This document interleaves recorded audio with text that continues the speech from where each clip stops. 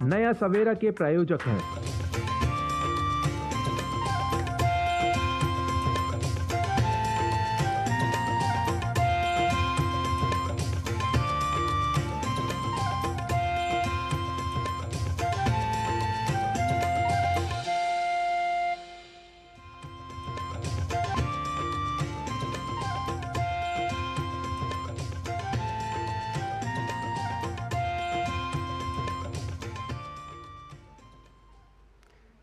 जीवन की सुबह नई नई उमंग है, खुशियां नई, सूरज की नव किरणों में नया सफर है, राहें नई। सुप्रभातम, मैं नीतीश भारद्वाज स्वागत करता हूं आप सभी का हमारे इस विशेष कार्यक्रम सुप्रभातम में। आइए प्रभात की इस शुभ वेला में आरंभ करते हैं आज के सुप्रभातम के नए अंक का।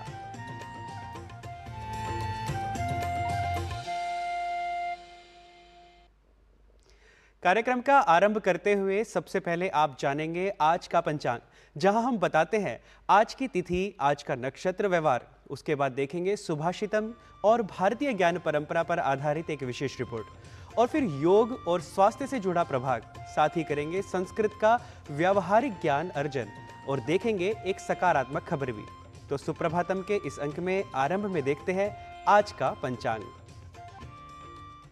आज का पंचांग युगाब्द 5126, विक्रमी संवत 2081, शक संवत 1946, उत्तरायण, वैशाख मास, द्वितीया तिथि, बृहस्पतिवार, विशाखा नक्षत्र। आज का दिन मंगलमय हो। सुभाषितों की अपनी विशेषता होती है। सुभाषित संक्षेप में अत्यंत गहरे विचारों को साझा करते हैं, जिससे सुनने या पढ़ने वाले को विचार करने और आत्म परीक्षण का अवसर मिलता है। उनका सुंदर और प्रभावी रचना शैली अभिव्यक्ति कौशल और विचारशीलता को प्रोत्साहित करता है। तो आइए बिना विलंब किए देखते हैं आज का सुभाषित। एतत् कार्यममराः संश्रुतं मे धृतिः शमः सत्यधर्मानुवृत्तिः ग्रन्थिं विनीय हृदयस्य सर्वं प्रिया प्रिये चात्समं नयिता। मनुष्य का कर्तव्य है रचना करना, इंद्रियों और मन को वश में करना, सत्य एवं धर्म का पालन करना तथा सभी पूर्वाग्रहों को त्याग कर हर किसी के साथ समान व्यवहार करना, चाहे कोई उसे पसंद करे या न करे। Man's duty is to create, control the senses and mind, follow truth and religion, and give up all prejudices and treat everyone equally, whether anyone likes him or not. कार्यक्रम में आगे बढ़ते हैं और बात करते हैं भारतीय ज्ञान विज्ञान की, भारतीय परंपरा की और भारत के समृद्ध इतिहास की। अत्यंत समृद्ध भारतीय ज्ञान परंपरा व्यक्ति के संपूर्ण व्यक्तित्व का विकास करती है। भारतीय ज्ञान से संबद्ध अनेकों ग्रंथों में महाभारत काव्य ग्रंथ का महत्वपूर्ण स्थान है। आज महाभारत के चतुर्थ पर्व यानी विराट पर्व की विषय वस्तु को जानते हैं हमारी सहयोगिनी लता वशिष्ठ की इस रिपोर्ट के माध्यम से।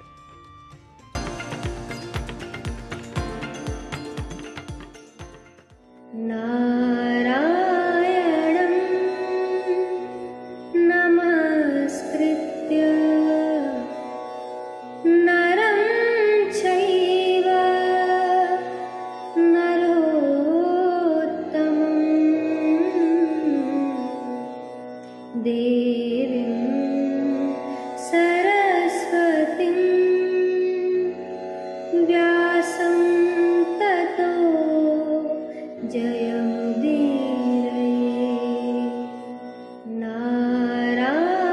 महाभारत का चतुर्थ पर्व विराट पर्व के नाम से जाना जाता है। विराट पर्व में 5 उपपर्व तथा 72 अध्याय हैं। प्रायः 2700 श्लोकों से समन्वित इस विराट पर्व में पांडवों के अज्ञातवास की घटनाओं का वर्णन है।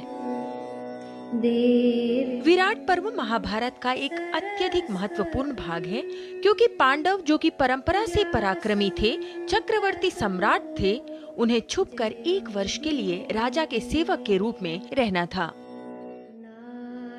मत्स्य देश जाने से पूर्व राजा के साथ किए जाने वाले आवश्यक व्यवहार के विषय में धौम्य ऋषि पांडवों को उपदेश देते हुए अनेक ऐसी व्यावहारिक शिक्षा देते हैं जिसका अनुसरण कर वर्तमान समय में भी व्यक्तित्व का विकास किया जा सकता है।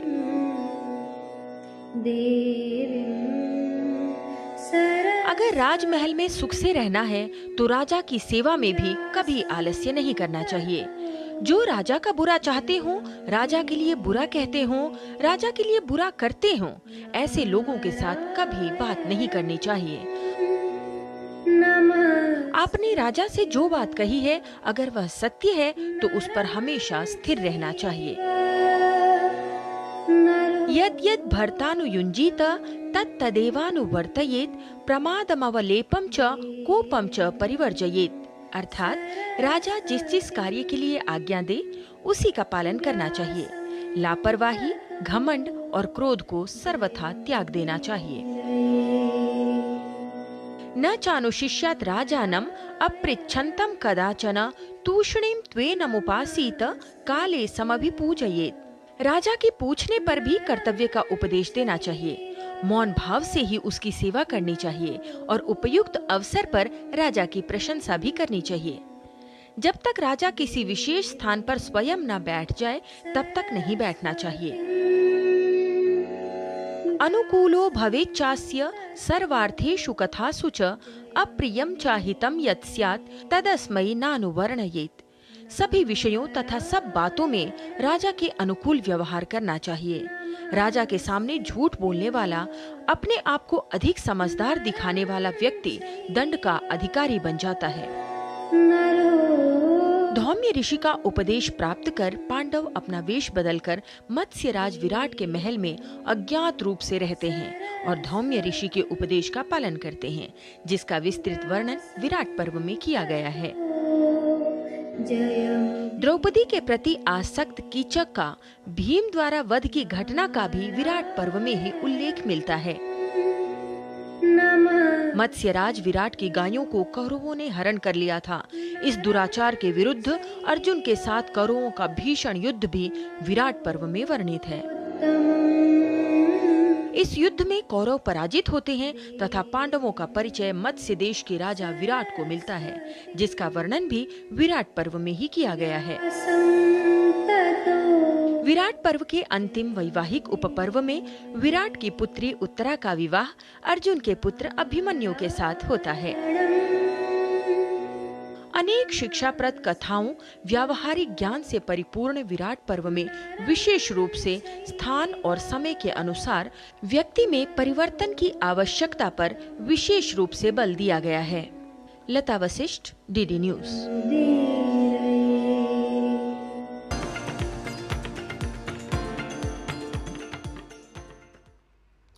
और अब समय हो चला है स्वास्थ्य मंत्र प्रभाग का। आजकल देख सकते हैं जगह जगह पानी इकट्ठा होने और उसमें मच्छर के पनपने से मलेरिया होने की संभावना अधिक बढ़ रही है। आइए जानते हैं कि मलेरिया से बचाव के लिए हमें क्या करना चाहिए और इसके क्या उपाय हैं।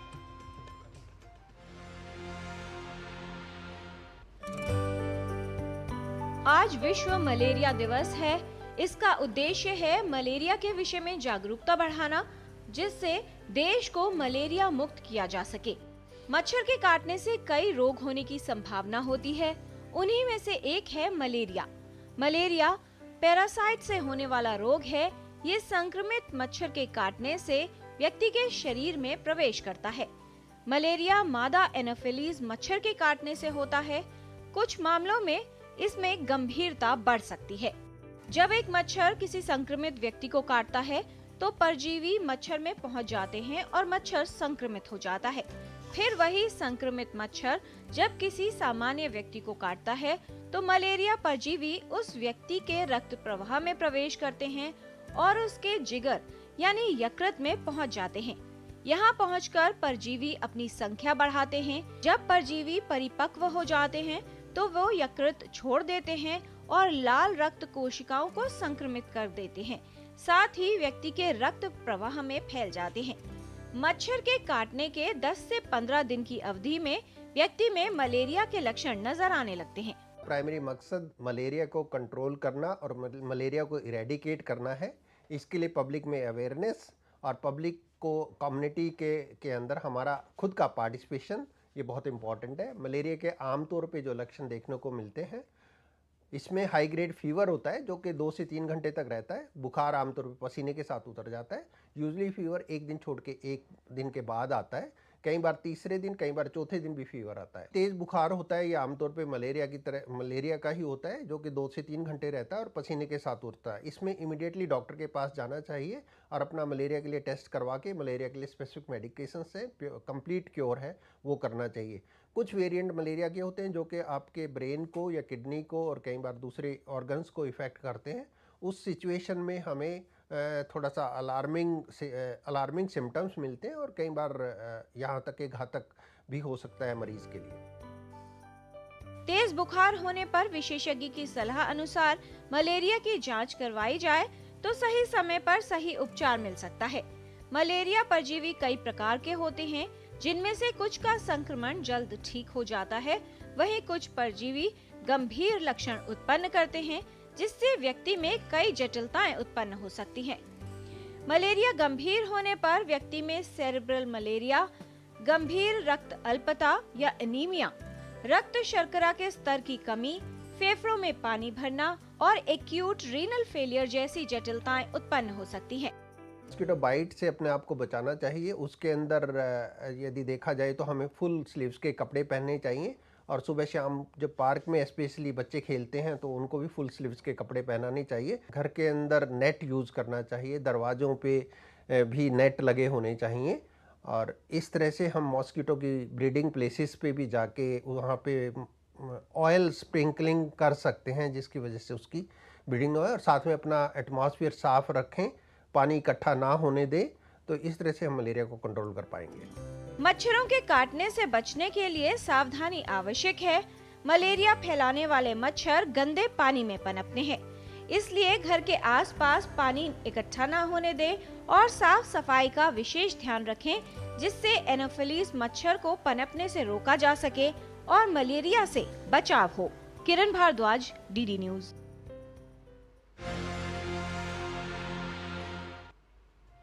और सुप्रभातम में समय हो चला एक अल्प विराम का। आप देखते रहिए डीडी न्यूज।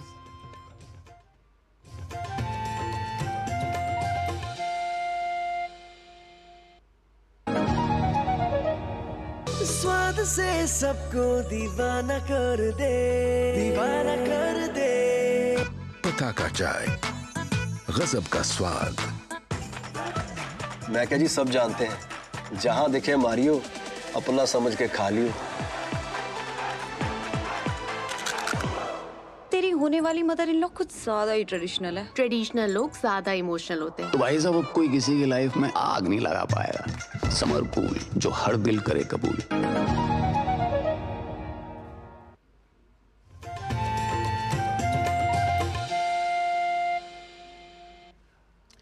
आजकल हम देखते हैं कि हमारी दिनचर्या में शारीरिक क्रियाएं बहुत कम होती जा रही हैं।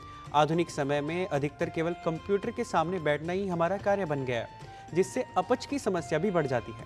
आइए आज हम जान लेते हैं हमारे योग प्रभाव में वो कौन से प्राणायाम और आसन हैं जिससे इस समस्या से बचा जा सकता है।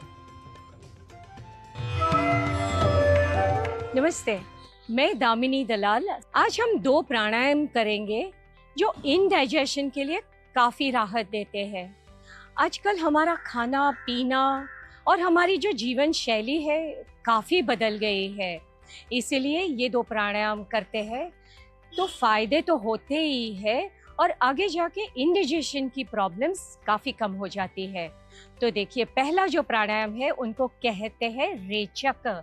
रेचक यानी छोड़ना, श्वास छोड़ना है। तो ये प्राणायाम मैं आपको करके दिखाती हूँ, मगर पहले थोड़ी इंस्ट्रक्शंस। जब भी श्वास अंदर लेते हो तो एक नॉर्मल श्वास लीजिए, फिर 2 सेकंड के लिए अंदर श्वास को रखिए और फिर जब भी छोड़ते हो तो आप देखेंगे, जब भी मैं आपको डेमोन्स्ट्रेट करूँगी कि मैं हाथ यहाँ पेट के यानी नाभि के ऊपर रख रही हूँ और छोड़ते छोड़ते मेरे पेट अंदर खींचते जा रहा है। तो आप ध्यान से यहाँ नाभि के ऊपर देखना कि कैसे श्वास छोड़ा जाता है। अभी मैं श्वास लेना शुरू करूंगी।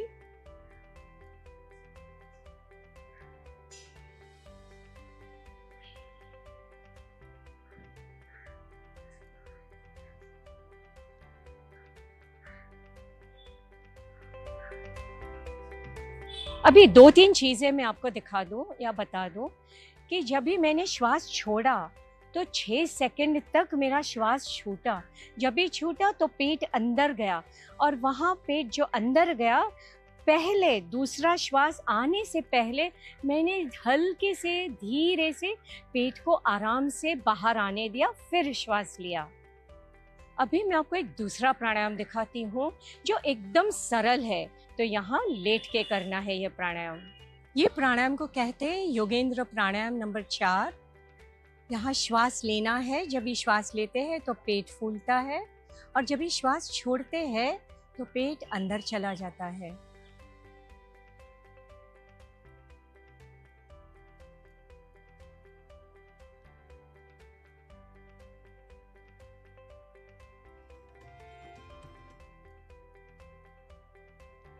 नियमित रूप से ज़रूर कीजिए ये प्राणायाम, बहुत फ़ायदा होता है। ये 2 प्राणायाम नियमित रूप से करते हैं तो जो गैस के प्रॉब्लम्स है या आपको कब्ज़ का प्रॉब्लम है या जो पेट साफ़ नहीं आता है, ये सब में बहुत फ़ायदा होता है। ज़रूर कीजिए, मगर खाने से पहले या कभी भी खाने के बाद ये प्राणायाम मत कीजिए। ज़्यादा प्रैक्टिकल टिप्स जानने के लिए गुरु माँ हंसा जी को सुनिए। नमस्कार। पेट पे जब गड़बड़ होती है तो पूरे शरीर पर उसका असर जोरदार पड़ता है। इंडाइजेशन तो होना ही नहीं चाहिए, इसलिए वो सारी चीज़ें जो गैसेस प्रोड्यूस करती है, ये सारे ड्रिंक्स, कार्बोनेटेड ड्रिंक्स, वो तो कभी ना लें।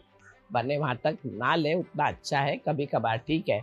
दूसरा ज़रूरी है कि हम खाने के बाद कुछ भी पेट में डालें उसके बाद सीधे रहें, यानी कि अपराइट पोजीशन में रहें। चलें कम से कम 2 घंटा तो चलें बैठें, मगर सीधे रहें, ये ज़रूरी है। लेटना नहीं है खाने के बाद, नहीं तो बढ़ेगा प्रॉब्लम। गर्म पानी की थैली पेट पर रखना बहुत फ़ायदा करता है, पेट के डाइजेशन को इम्प्रूव करता है। वो सारे भोजन जिसमें गैसेस होते हैं, जैसे कॉलीफ्लावर है और बहुत सारी ऐसी चीज़ें जो आप खाते हो और लगता है कि गैस हो रही है, वो आप ना खाएं। हर एक का शरीर अलग है, आपको ही ढूंढना पड़ेगा क्या चीज़ से आपको गैस होती है, वो चीज़ आप ना खाएं। अगर खाना है तो अच्छी तरह उबाल कर उसे खाएं जिससे गैस निकल जाए। बस तो ये सब प्रयत्न करते रहें। नमस्कार। सुप्रभातम कार्यक्रम में अब समय हो गया है आपको संस्कृत भाषा सिखाने का। भाषा शिक्षण के क्रम में हम प्रथम पुरुष एकवचन बहुवचन का अभ्यास करने के बाद अब द्विवचन रूपों को सीख रहे हैं। आज के इस अंक में हम प्रथम पुरुष की क्रियाओं के द्विवचन रूप सीखेंगे और उनका वाचिक अभ्यास भी करेंगे।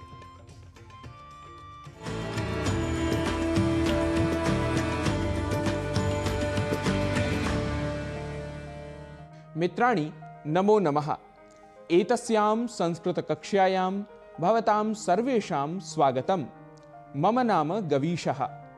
हम अपनी संस्कृत पाठशाला में प्रथम पुरुष के क्रियापदों के द्विवचन रूप सीख रहे हैं। आइए कुछ और क्रियाओं के द्विवचन रूपों को हम सीखते हैं। आपसे पुनः अनुरोध है कि सिखाई जा रही क्रियाओं के द्विवचन रूपों को आप बोलने का अभ्यास करते रहें और यदि संभव हो तो कहीं लिख भी लें। जैसा कि आप जानते हैं कि ये कुछ चिन्हित क्रियाएं हैं जिनके सहयोग से कोई भी प्रारंभिक स्तर पर संस्कृत में लोक व्यवहार कर सकता है। द्विवचन क्रिया बोलते समय सदैव हमें ध्यान रखना है कि कर्ता 2 होंगे, अर्थात द्विवचन में होंगे। आइए अब कर लेते हैं कुछ और क्रियाओं के द्विवचन रूपों का अभ्यास। क्रिया है गायति, अर्थात गाता है। इसका द्विवचन रूप बनेगा गायतः। गायतः अर्थात गाते हैं, अर्थात गाने वाले कोई 2 प्रथम पुरुष के कर्ता हैं। वे 2 छात्र भी हो सकते हैं, गायक भी हो सकते हैं, 2 महिलाएं भी हो सकती हैं या 2 मित्र। कुल मिलाकर क्रिया द्विवचन है तो कर्ता भी द्विवचन में ही होगा। अग्रिम क्रिया है पिबति। द्विवचन रूप बनेगा पिबतः। पिबतः। नयति ले जाता है, नयतः, नयतः। क्रिया है इच्छति, द्विवचन रूप बनेगा इच्छतः, इच्छतः। क्रिया है पतति अर्थात गिरता है, द्विवचन रूप बनेगा पततः, पततः। क्रिया है नृत्यति अर्थात नाचता है, द्विवचन रूप बनेगा नृत्यतः, नृत्यतः। जिघ्रति अर्थात सूंघता है, जिघ्रतः, जिघ्रतः। क्रियापद है ध्यायति अर्थात ध्यान करता है, द्विवचन रूप बनेगा ध्यायतः, ध्यायतः अर्थात ध्यान करते हैं। स्मरति, स्मरतः, स्मरतः अर्थात स्मरण करते हैं। मिलति, मिलतः, मिलतः अर्थात मिलते हैं। उपविशति, उपविशतः, उपविशतः अर्थात बैठते हैं।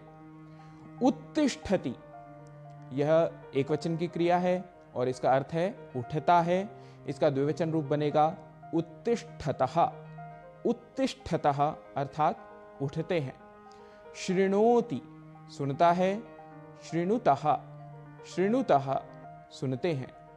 स्थापयति, रखता है, स्थापयतः, स्थापयतः अर्थात दो लोग रखते हैं। प्रक्षालयति, धोता है, प्रक्षालयतः, प्रक्षालयतः अर्थात धोने वाले दो हैं। मित्रों, यदि आप पूरी निष्ठा से संस्कृत सीख रहे हैं तो यहाँ सिखाए गए इन क्रियापदों को अवश्य कहीं संरक्षित कर लें। इन्हीं के आधार पर हम अग्रिम अंकों में छोटे छोटे वाक्य बनाएंगे। मित्रों, आज की कक्षा में इतना ही। पुनः आप सभी से मिलेंगे अग्रिम कक्षा में। तब तक के लिए नमो नमः, पुनः मिलामः।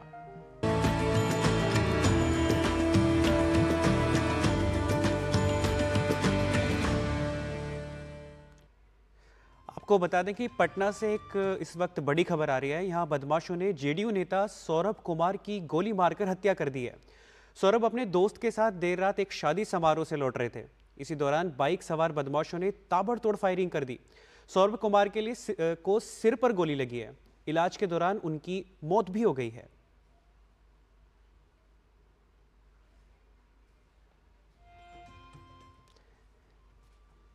पटना के पुनपुन से एक बड़ी खबर यह है कि सौरभ की गोली मारकर हत्या कर दी गई है। एक शादी समारोह से लौटकर आ रहे थे और कुछ बदमाशों ने, बाइक सवार बदमाशों ने उनकी गोली मारकर हत्या कर दी है।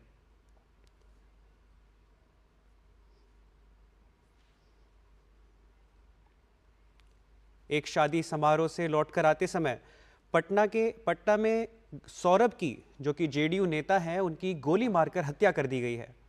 एक बड़ी खबर ये सामने आ रही है।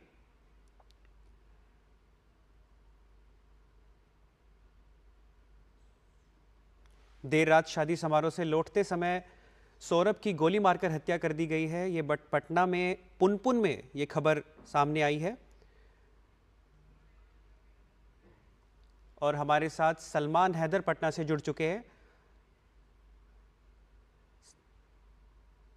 सलमान, बताइए कि क्या पूरा मामला है? ये एक शादी समारोह था पुनपुन इलाके में। वहाँ परसा के ये जो जदयू के युवा नेता हैं, ये आए हुए थे और अगर आप तस्वीरों में देखेंगे तो थोड़ी देर पहले ही नीतीश कुमार भी वहाँ पहुंचे थे। नीतीश और जब ये लोग लौट रहे थे शादी समारोह से वापस, मतलब देर रात 12-1 बजे की ये घटना होगी, जब पुनपुन इलाके में इनकी अज्ञात बदमाशों ने गोली मारकर हत्या कर दी है।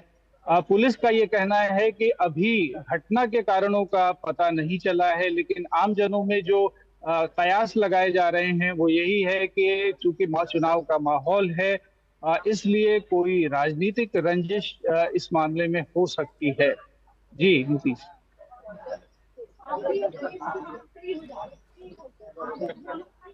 पटना के किस स्थान पर ये घटना हुई है, कृपया इसको विस्तार से बताएं।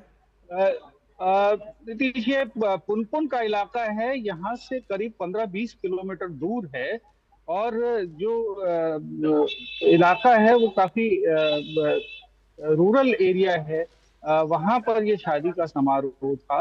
और बहुत सारे, चूंकि जो जिनके यहाँ शादी थी वो भी राजनीतिक घराने से संबंध रखते हैं, सबका पॉलिटिकल एक्सपोजर है, इसलिए ये जो मुख्यमंत्री भी वहाँ मौजूद थे।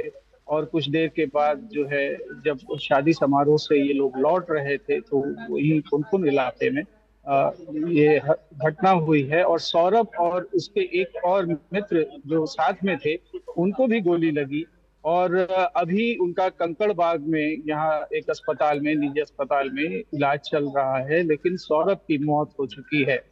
तो ये पूरा जो घटनाक्रम है, ये इसको राजनीतिक रंग भी दिया जा सकता है, क्योंकि ये अभी चुनाव का माहौल है और जाहिर है कि इसको राजनीतिक रंग देने की कोशिश की जाएगी। कल देर रात जो मार्ग है, राजमार्ग पे जाम भी लगाया लोगों ने विरोध में।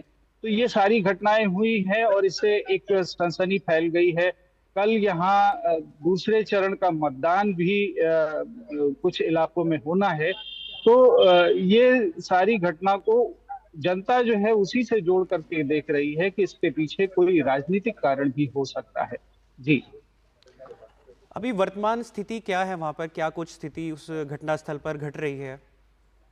देखिए, पुलिस का तो कहना है कि स्थिति नियंत्रण में है और पुलिस जांच कर रही है मामले की। साथ ही जो आसपास के सीसीटीवी फुटेज हैं वो भी खंगाले जा रहे हैं, क्योंकि शादी समारोह था, इसलिए बहुत सारे लोग वहां मौजूद थे। तो पुलिस किसी चश्मदीद गवाह को ढूंढने की कोशिश कर रही है। पुलिस का ये कहना है कि वो जांच कर रही है, लेकिन अभी तक हत्यारों का कोई पता नहीं चल सका है कि हत्या क्यों की गई, किन कारणों से की गई और हत्या के पीछे कौन लोग हैं। जी नीतीश, बहुत बहुत धन्यवाद सलमान हमसे जुड़ने के लिए।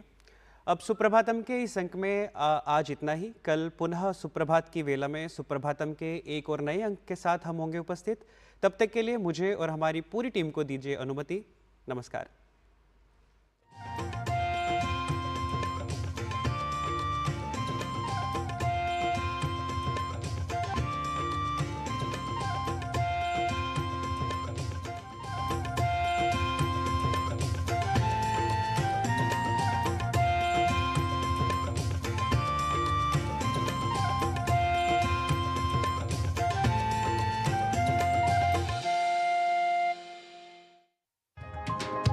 चाय की प्याली के साथ